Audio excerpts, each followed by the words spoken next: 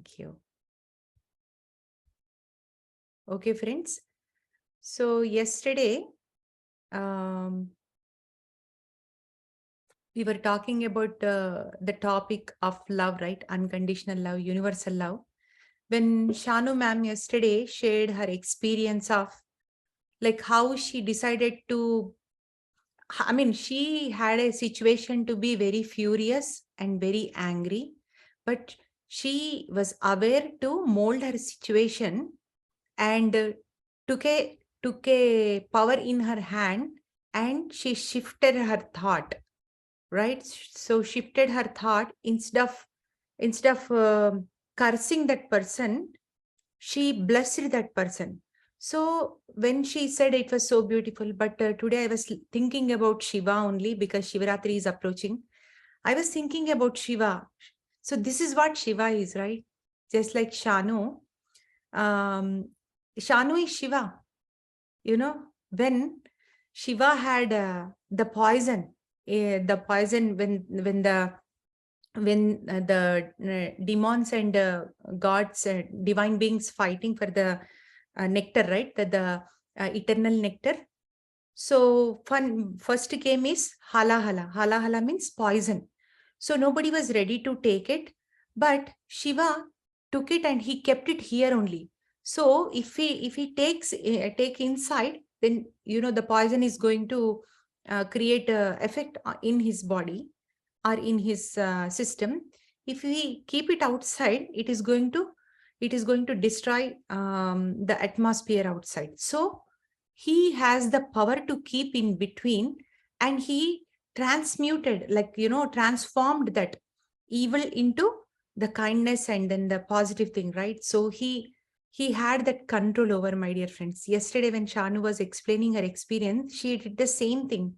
If the serious situation, if she would have taken into her heart, right, lot of chemical reaction will happen. We are feeling bad and we are creating more and more emotions in the same pattern, like why that person has to say, why this and that, and so much angry, all these things. But such a perfect balance. What she did is, instead of polluting herself, polluting outside, she sent a blessing. She just sent the eternal bliss to them, eternal nectar to them. So that is what Shiva is, my dear friends. And Patriji says, right, Vakshetra, always Vakshetra. He talks about Vakshetra. And when your Vakshetra is good, when your thoughts are good, then you are nothing but Shiva. You are Shiva, I am Shiva, everybody is Shiva. Shiva knows what to take inside, what not to take inside, what to throw outside, what not to throw outside. When we understand this point, even in a small things, right? Even in small things, we can experience that Shiva, my dear friends. So we are all Shivas. Shiva is not separate beings, separate God from us. We are all Shivas. We are all that. That existence is Shiva. And thought of sharing this with you all. And let us go into our beautiful session again. A tea time wisdom with Patriji's book on Tulasi Dalam. We are going to understand few more concepts from this book.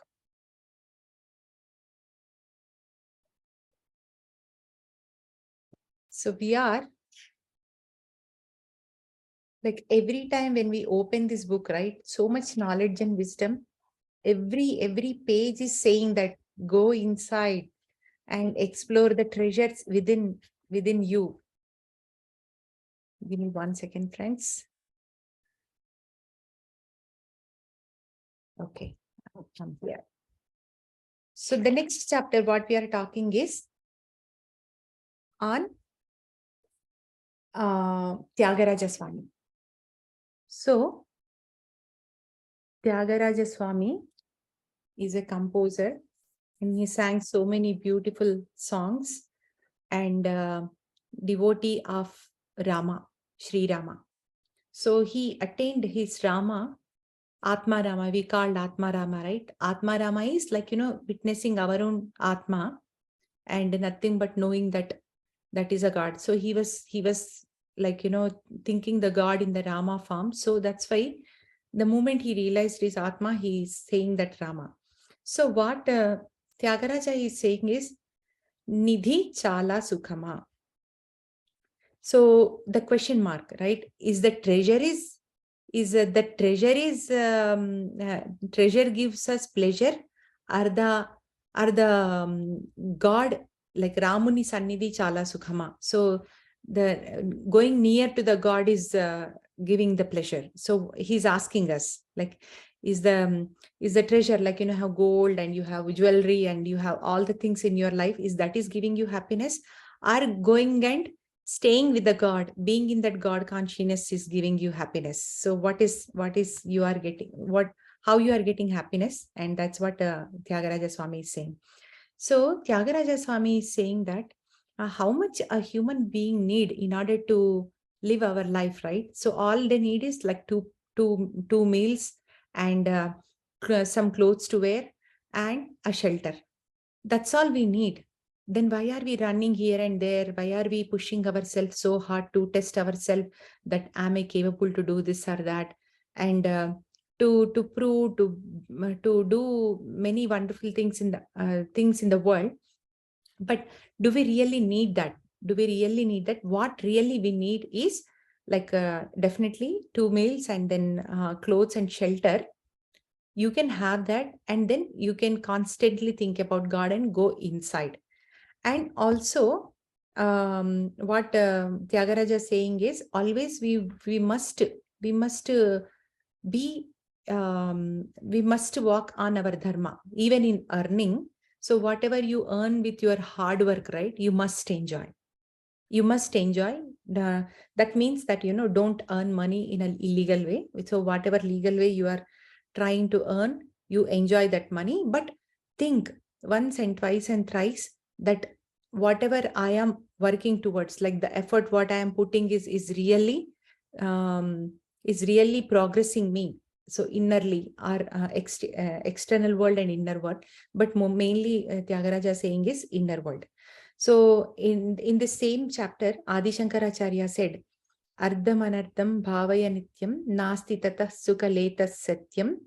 So that this means is, whatever extreme, if we have too much money, if we have too many things, then definitely it is going to make us suffering, right? So for example, so much money out there, and again we suffer to manage that, we suffer to save that, we suffer to like restore that, whatever it is, like it is give. So it's again, it is creating um, tension, but not like a relief. That's what he's saying.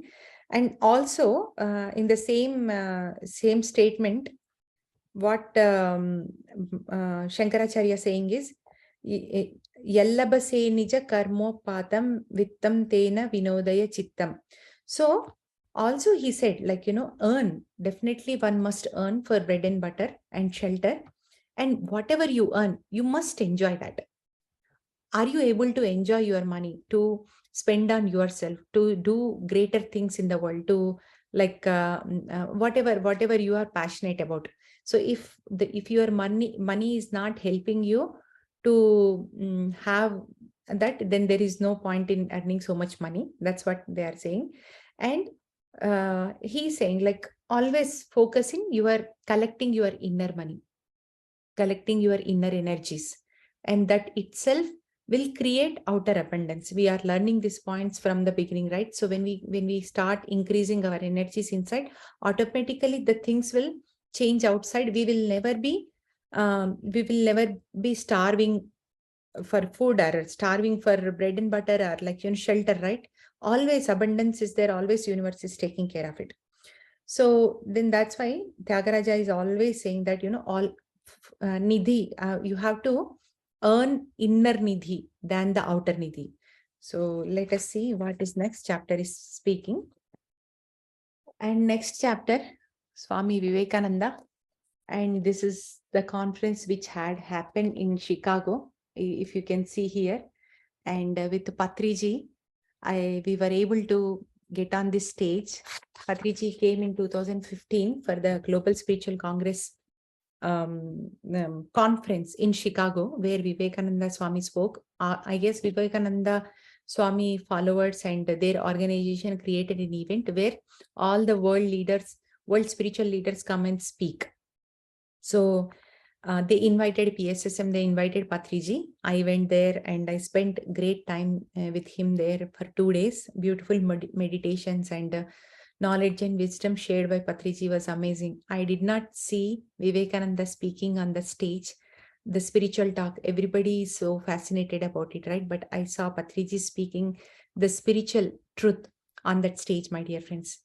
Maybe I was there when Vivekananda was there. I don't know, but yeah, I at least with Patriji, I was there, and it was beautiful.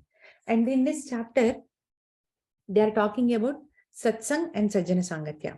So satsang means becoming one with truth. Satsang means becoming one with the truth. So always we have to become one with the truth.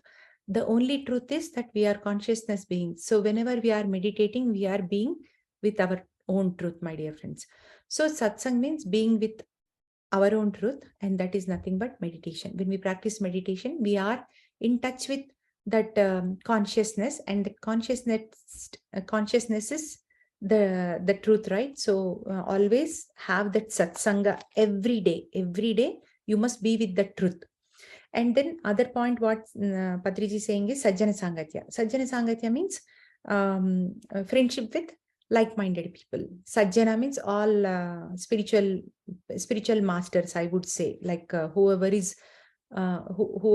who realized their Buddha, who are on their journey to to realize their Buddha. So you must stay with them and exchange the inspiration, right? Exchange the inspiration. You become an inspiration and you take the inspiration from them. And that is the purpose of Sajjana Sangatya. And Adi Shankaracharya in Bhajagovinda said, Trijagati Sajjana Sangati Reka Bhavati Bhavarnava Tarane Noka. He said that.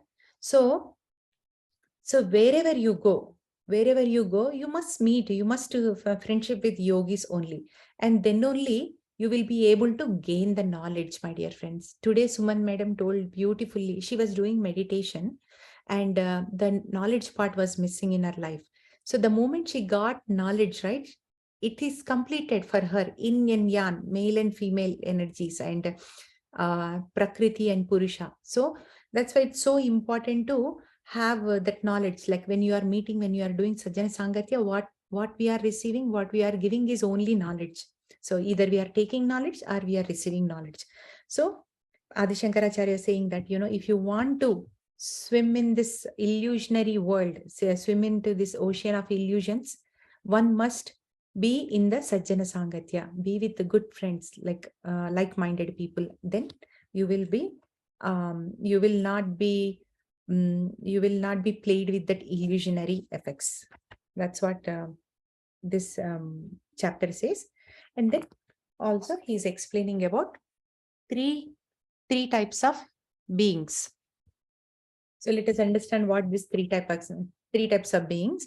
So first one is saying is Rakshasa, second is humans, third is divine beings. So who is Rakshasa? Who is Rakshasa? Is Rakshasa the one who is not even thinking about other beings, not even thinking about that they are also here to experience. Especially he's talking about who is killing animals and eating meat, because they are not realizing that we are all came from that state, and they are also progressing. So if one must read Soul's Journey by Peter Richello, we all came from the animal kingdom, my dear friends. So that means they are all our brothers and sisters. So we must take care of them, and we are their protector. Instead of protecting them, we are using them for our food, which is not at all not at all good for anything, right? Anything. They deserve to live the same life as we do. In fact, we must take care of them like we take care of our children. So Rakshasa. And then second comes is human being. Who is human being, right? So who the human being follows the ahimsa paramo dharma. So basically he comes out of that ahimsa, and then he lives his ahimsa. I mean, he comes out of ahimsa and then he lives human life like love and compassion, and helping and exchanging the resources what he has. So that is called the second one. And the third, what Patriji is speaking, is divine beings. So divine being is like, in the statement it says Vidvamso hi devaha. Vidvamsa. So Vidvamsa is like Pandit. Pandit and Vidvamsa is like, highly evolved teachers. So Devatas are nothing but highly evolved beings who came to this planet Earth to wake us all up. Like Patriji, like Jesus Christ, like Mahavir, like Hanuman, Gandhi, Krishna, Rama. You take any god, Ma Saraswati, Lakshmi, Parvati, Sita, everyone. They are all divine beings, right? They are all Vidvamsa. Vidvamsa means the combination of knowledge and the practice. So then it will become wisdom. So we are practicing meditation and taking knowledge, and we are converting into, the knowledge is converting into wisdom as we are going. So Vidvamsas are nothing but gods, my dear friends. They are all gods on this planet Earth. So also they teach Vidya, right? So they teach what kind of Vidya? Vidya means education. They educate us with soul's knowledge.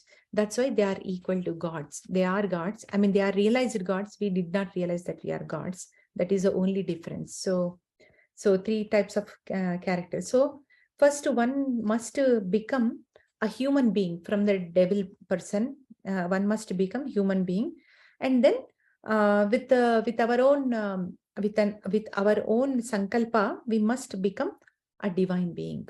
With the sankalpa itself, you can become divine being, my dear friends. If you think you are a human being, I am a good human being, that is not enough.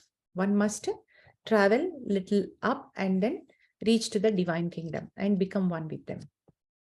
And the next one is talks about Jiva Himsa, like Jiva Himsa here. So in this chapter, Vemana Mahayogi said so many wonderful poems. So one of the poem I really like is in Telugu. I will read it. పక్షి జాతిని బట్టి పరగహింసలు పెట్టి కుక్షి నిండా కూడు కూరుటకును వండి తినేటి వాడు వసుధ చండాలుడు విశ్వదాభిరామ వినురవేమ. So what he's saying is, like, we are catching the birds, the innocent birds. We are torturing that, and we are like cutting it, and we are feeding it to our stomach. So whoever is involved in all these actions, right? Whoever is catching, whoever is cutting, whoever is cooking, whoever is feeding, whoever is eating, everybody, like, they are all compared with Vasudha Chandaludu. Vasudha Chandaludu means it's like very disastrous being on the planet Earth. Vasudha means Earth, right? Chandaludu means very insane person. The degree of insanity is super high for this person. So the Vemana is comparing just a simple eat meat, like, doesn't matter what other good activities you do, the moment you are not a vegetarian, he is comparing that person with Vasudha Chandaludu. And also he's saying that it is our responsibility to take care of the animals, and only through ahimsa we will be able to fix our relationships too. That's what Patriji is saying that. And also no matter how much meditation you do, no matter how much knowledge you attain, no matter you experience all the divine things in your third eye, and you go to any lokas, astral worlds, it doesn't matter unless you become a vegetarian. There are so many masters, there are so many gurus, there are so many masters who practices meditation, who has all the experiences, but they still eat meat, right? So no matter how much you progress in your journey, but still it is an obstacle. That's what Vemana is saying here. So one must become a vegetarian first. That's why Patriji always say, whether you do meditation or not, doesn't matter. I don't really care, but you become a vegetarian, because he knows that if everybody becomes vegetarian, right, we do not even have to do meditation. We don't, because everybody is living in ahimsa, everybody is loving, and kindness is flowing, and then compassion, you see everywhere, the harmony is there, my dear friends. And this place itself become the divine place, this place itself become the paradise place. And this place, when it becomes divine place, then who we are all divine beings. So being a vegetarian is very, very, very, very important. So when I started my journey, I became a vegetarian, and then slowly my family became a vegetarian. And then also this dogma is there, right? If, oh, okay, we are not eating, but we must attain our guest, because because they eat, so we try to feed them. And we quit, but we try to cook for our kids and we feed them. Just think about, my dear friends, like, even if you involve in any activities, it's not good. It's not good. So even if you are spending a rupee or a penny for that activity, again you are part of that karma. So always come out of it. And it is challenging for some families, but with your sankalpa, you can come out of it, my dear friends. So one must become vegetarian. And then next we will read this one, and then we'll close the chapter here. It's called Cheta Rata. Rata. Cheta means action, Rata means written. So what is this saying is, Rata. Rata means writing. Also, it's also called as Vidhi, the destiny. And the Cheta means action, free will. So our life is dependent on our Cheta, our free will only. And depends on the free will, what actions you are taking is our Rata will be written. Like the destiny, the Vidhi will be written. So who is writing our Vidhi? There is nobody is there that, they are writing our Vidhi. Okay. They do not have so much time to come and write your Vidhi. You are the only responsible party, that with your own actions, with your own thoughts, with your own words, you are writing your Vidhi. You are writing your destiny, my dear friends. We have so much power. We are co-creators. That's why Patriji says, right? We are all creating our lives. There is nobody up there who is going to write for us, who is going to take care of us, who is going to save us. So if he has given all the power to you. Only thing is you become aware and use your free will to write a beautiful destiny for yourself, to write beautiful journey for yourself. And we all have that power. And that's what Patriji mentioning it here. And whatever we are facing now, the prarabdha karma or any sanchita karma, agami karma, there are so many karmas, right? It is all because of our own writings in the past. We were not aware, because everybody evolves in the soul, like like at least 200 to 300 lifetimes we take in order to take this meditation up, my dear friends. We all came from there, and everybody must go through that process, right? But when we understand this knowledge, at least, past, of course, we have no knowledge and we could not create maybe best destiny for us. But now we have power, right?